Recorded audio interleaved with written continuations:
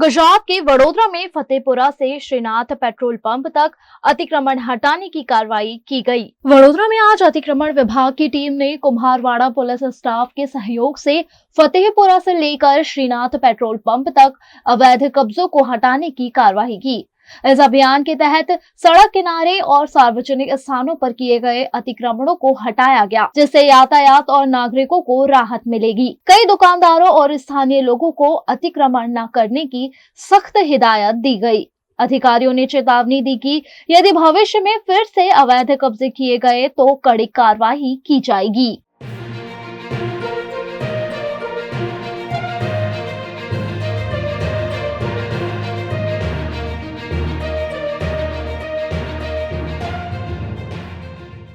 દબાણ શાખાની ટીમ માનનીય કમિશનર સાહેબ શ્રીના આદેશ અનુસાર ફતેપુરાથી લઈ અને શ્રીનાથ પેટ્રોલ પંપ સુધીની કામગીરી હાથી કારણની પાછળ હાલમાં કુંભારવાડા પોલીસ સ્ટેશનના સ્ટાફને સાથે રાખીને હાલમાં કામગીરી ચાલુ છે। 1 ટ્રક જેવો સામાન જપ્ત કર્યો છે અને હજી કામગીરી હાલમાં ચાલુ છે।